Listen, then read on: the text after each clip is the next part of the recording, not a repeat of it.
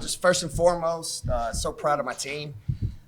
One of our slogans we keep saying is bend, but don't break. We've been right there, and especially in a week when the top 25 has come out and you've got a SEC record, 10 teams. But I got some dogs to my left and right, but most importantly back there in that locker room that, you know what, they ain't talking about us. All right? But we want that. We want a seat at the table. So Hungry Wolf at the bottom of the mountain came out tonight, and that's what I try to tell them is to come out hungry. You got to want this. We haven't folded. We believe in each other. We've been right there, and so obviously tonight's going to be a huge one. All right, if you have a question, raise your hand. We'll get a mic to you. Start right here in the back. For both players, your coach alluded to it. You've been so close in some games, playing teams so tight, like Vanderbilt. Obviously, you beat Kentucky.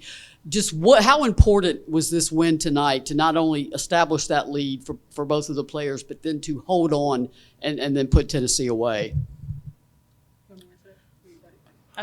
I would just say our defense, like that was a big thing for us. Transition defense, they're a good team.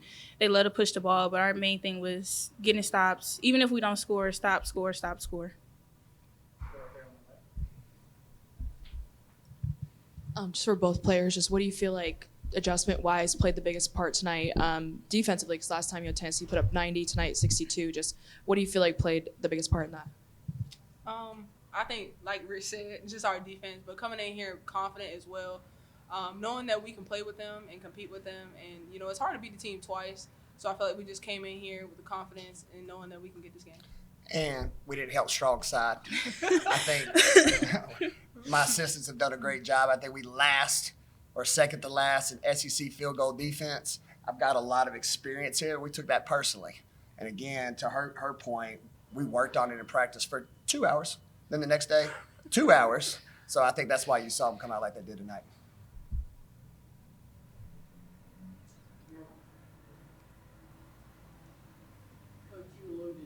10 ranked teams in SEC. I mean, this league is just brutal. I mean, every single night, and we're not yet halfway through it. For your team to get over that hump and to get a win like this on the road, how does that help you to go propelling you forward? Well, I told them, if anything, it's belief, right? This one came here because she believed in the program. We are an NCAA tournament program. We're not the Sisters of the Poor. We know how to win. All right, and I recruited kids just like her. She comes from a winning program. So, and I told them this week, I want these seniors to go out right. I want no regrets. And so for us to get this win just solidifies the hard conversations we have behind the room. It solidifies the long film rooms and the extra shooting. And then at the same time, I told them, and I apologize, we're soaking wet because obviously this is a big win for us. This can't be the biggest win of the year. We still have a lot of big games in front of us, all right? You got to try to steal one on the road, but most importantly, protect our home. And Missouri's going to be an absolute war Sunday, and we can't drop the ball. Right here in front of me. Sam, how much do you feel like your team has improved from that first matchup against Tennessee, and how does having that first matchup on film help you prepare for tonight's game? Yeah, so I appreciate you asking that question. Again, I have a ton of respect for Tennessee. Again, this is a historical building. I get goosebumps because I started off as a GA here when Pat was here, so I have a lot of respect for women's basketball here. And, again, the crowd I thought was phenomenal. But the key was, to your point, is we have a great practice team, but it's hard to simulate what you're going to face.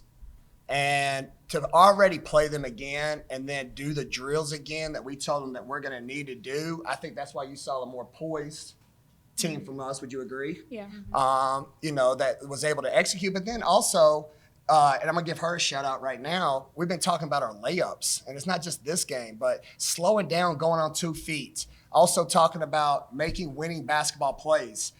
In the Alabama game, it was Dez who hit a 3, and she never touched the ball again for 3 possessions. Tonight, this one got hot, and we found her. So that's what I'm most proud of, is that's that reason we are growing, because that's what winning teams, most importantly NCAA tournament teams, need to do. Who's got the hot hand but make the winning plays, and I thought we did a great job of that tonight. All the way to the right. I saw your quote about 50, 40, 10 the other day. I was just wondering, when did that start, and how did that help propel you to a win today? How'd that start? Probably all the come to Jesus meetings that we've had behind the scenes. No, like I said, this is my funnest group, top to bottom, character-wise. I got some winners in that locker room. And again, for us to be where we're at today, you got to have hard conversations. And so I wanted to put a lens because you all know this league can make you feel like you're not good. I keep telling you, we are. We have 0 bad losses on the year. We should have beat Texas Tech at Texas Tech. And then obviously this is our 7th straight top 25 matchup. So I try to help them, again, understand bend but don't break and understand that you're giving the effort of that 50%. The 40% while we're losing these top 25 games is you're not following the scout report, which tonight we followed the scout report. And then the 10% is what this league's all about. It's a dogfight for that last 5 minutes. And that's why I'm proud of my team. We lost that dogfight at Alabama. Tonight with the lead, we knew we were going to get their best punch, and I don't ever believe it got to 9 or 11 points. We maintained it knowing they were coming, and that's what winning teams have to do. Go again to the right. You already talked about bend, don't break, and there's obviously a clear difference from the first quarter compared to the final 3. So what do you think you saw as a big difference, or either the players? What do you think saw as the biggest difference between the first to the final 3 quarters? I would just say punching the first 5 minutes, not letting the team get ahead of us. Or if they do, that's on us to get stops, not to let them keep going, not to let them feel like they're going to win this game. That's on us. I mean, kind of like Coach Sam already preached, but like bending, but not breaking. And I think in that first 5 minutes, they kind of gave us a good punch, and we kind of, subdued to it. But I also think that after that, we finally woke up and was like, all right, we here. Like, we're not just going to be here just to be here. And I think our defense stepped up, and then once we found momentum, we were able to keep it. All right. Thanks, everybody. Thanks, everybody.